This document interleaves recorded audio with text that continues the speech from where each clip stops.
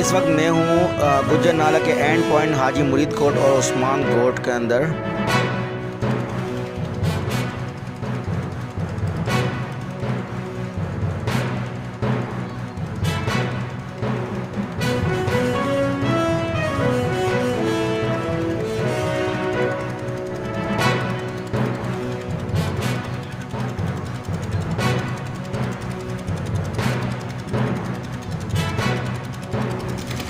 अस्सलाम वालेकुम। इस वक्त मैं हूँ हाजी मुरीद कोट में और मेरे सामने जो है उस्मान कोट है। और मैं यहाँ पर जो है रात को बहुत ज़्यादा पोजीशन ख़राब थी और यहाँ पर हमारा एक साथी भी है और में जो कोर कमेटी है रेसिडेंशियल गुज्जर नाले की, उसके इन्फॉर्मेशन सेक्रेटरी भी है और रात भर ये यहाँ पर मौजूद था और इनको यहाँ के बारे में पता भी है।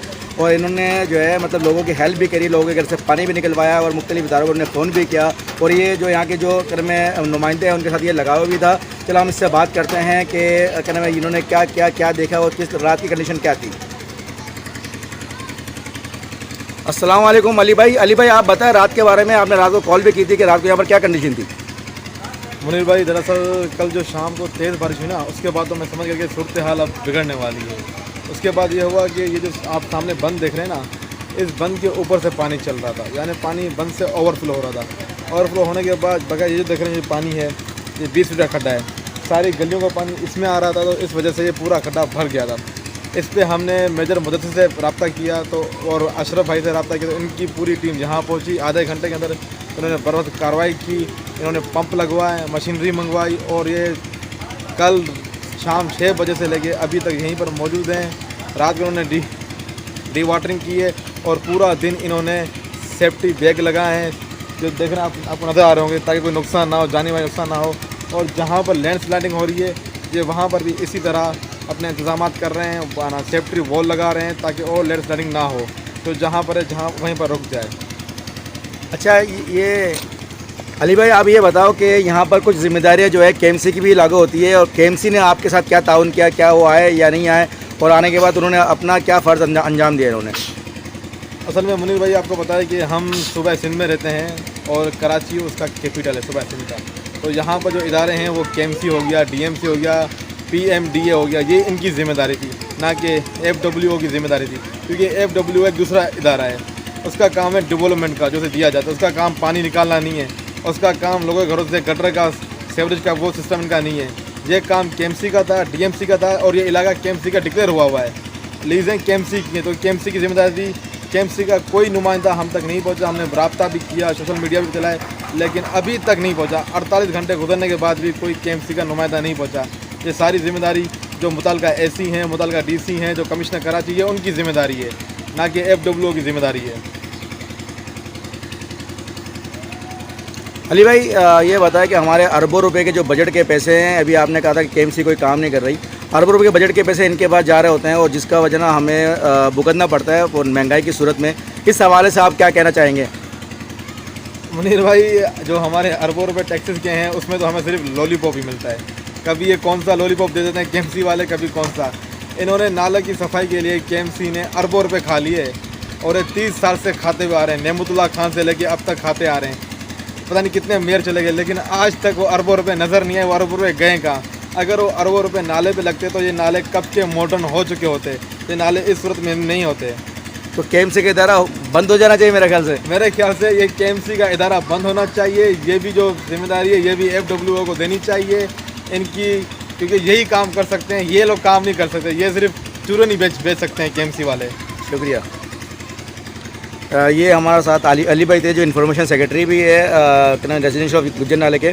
अभी मैं बात करना चाहूँगा कि यहाँ पर एक इरम बाजी है जो रेसिडेंशियल गुज्जर नाले की जो सदर भी है वो, और 1.5-2 साल से वो गुज्जर नाले में काम कर रही है और अपना, क्योंकि वो रहती है कोसर न्याजी में और यहाँ पर जो है एंड पॉइंट में हाजी मुरीद कोट में भी आ गई है यहाँ के हाल पता करने के लिए कि यहाँ पर कैसा है। अस्सलाम वालेकुम।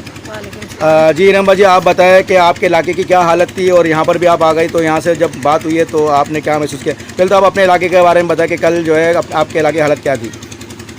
जी बहुत शुक्रिया आपका। कल जो हमारे इलाके कोसर न्याजी में ये जो हाजी मुरीद कोट का है, ये तो बहुत अच्छा काम हो रहा है, मगर हमारे जो कोसर न्याजी का बदतरीन काम है कि इन लोगों ने सर्विस का निज़ाम, तो पहले जब ये तोड़ने के लिए आया तो सर्विस का निज़ाम इन्होंने देखा नहीं है। कि लोगों का पानी कहाँ से जाएगा, कहाँ से नाले आ रहे हैं, कहाँ क्या हो रहा है। उसके बाद जब ये पानी का इन्होंने एक बनाया तो हमारे जो इलाके से जिस बाहर से पानी आया वो लोगों के घरों में घुस गया, और अपनी मदद आज के तहत हम लोगों ने पानी को निकालने की कोशिश की, क्योंकि वहाँ पे कोई ऐसा बंदा नहीं है सिवाय अबडब्ल्यू वाले के इनकी शुक्रगुजार है कि इन्होंने हमारे साथ दिया। इन्होंने मोटरें भी लगाई और बर वक्त अमली इमदाद करके हमें नुकसान से बचाया। अब ये हम कह सकते हैं कि KMC और DMC अभी कहाँ है जो लोगों के घरों में पानी तक पहुँचा और ये मदद के लिए नहीं आते और फ़ोन नहीं उठाते। आज तक हमें KMC और DMC नज़र नहीं आता। AC/DC हमारे फ़ोन उठाने को वो भी समझते हैं कि पता नहीं ये कहाँ के लोग हैं, गुजर नाले के हैं या बाहर के हैं, मगर जब इनको अपनी ज़रूरत होती है तो फ़ौरन पहुँच जाते हैं। अब जैसे हमारे कौसर नियाज़ी में एक मौत हुई है, हादसा भी कह सकते हैं कि 2 घंटे तक वो पानी में रहा बंदा, और हमने हर इदारों को कहा कि आप आए, कोई इदारा ना, कोई बंदा नहीं आया, यहाँ तक कि 112 भी वाले नहीं आए। और अपनी मदद आपके तहत भूटा मसीह को हमने निकाला, फिर हॉस्पिटल दिया, फिर हमने ED में दिया। उसके बाद ऐसा कोई भी जैसे AC/DC ने गवारा नहीं किया कि जान नुकसान हो चुकी है, हमें उनके पास जाना चाहिए, मगर वो जान को कैसे समझते, कीड़े मकोड़े हैं, जो गिरता है गिरने से। अच्छा इरम बाजी, आपके इलाके में एक बलोच फैमिली थी, उसकी यहाँ पर एक औरत जो थी, ज़ईफ़ औरत थी, उनका इंतकाल हुआ था जो डेमोलिशन के दौरान, तो उनके बारे में क्या कहना चाहिए उनको कि मुआवजा मिला नहीं मिला, उनके जो लायक थे, या उनके इंतकाल पर कोई एक्शन हुआ जो इदारा था? नदी की कंडीशन देख लें।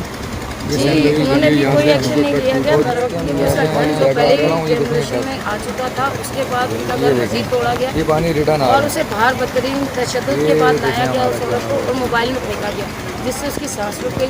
तो दानिश भाई यहाँ पे मौजूद है। उसके बाद उन्होंने उनको क्या मुआवजा दिया अभी तक ये पुरसाने हाल है, नहीं पता कि दिया गया, मगर वो फैमिली कहाँ गई आज तक नहीं पता चल रहा, और इस जिम्मेदार तो यही होंगे।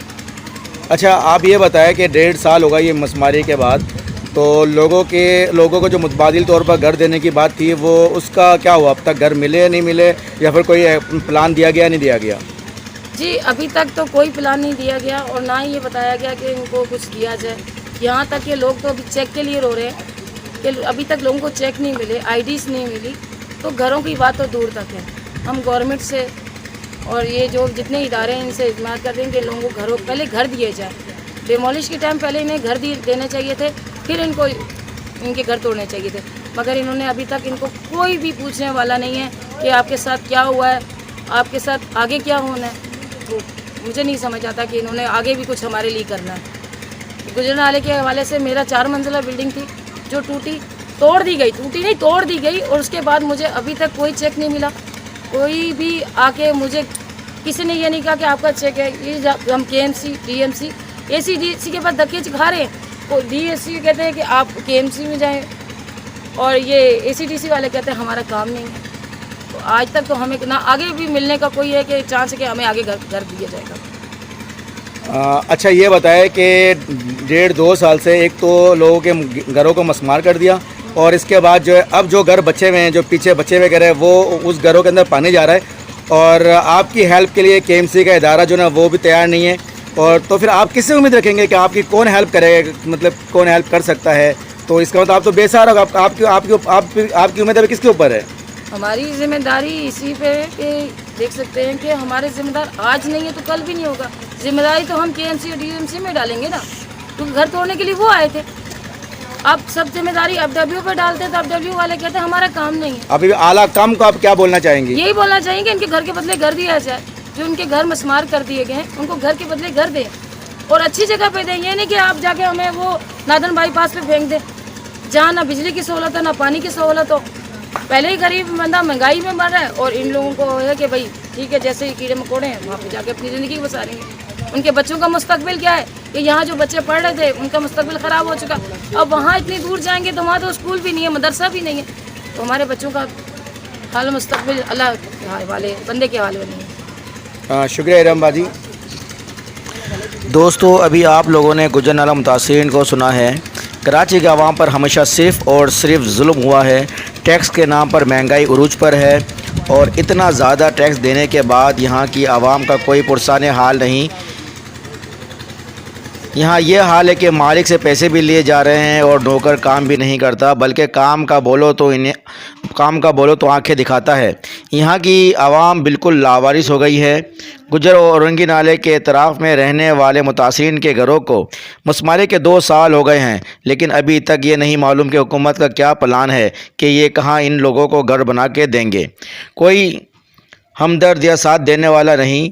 मैं अल्लाह से दुआ करूँगा कि या अल्लाह पाकिस्तान के मुतासिरीन और गरीबों की मदद कर और हमें ज़ालिम हुक्मरान से बचा। आमीन सुम्मा आमीन और अल्लाह नेगेबान।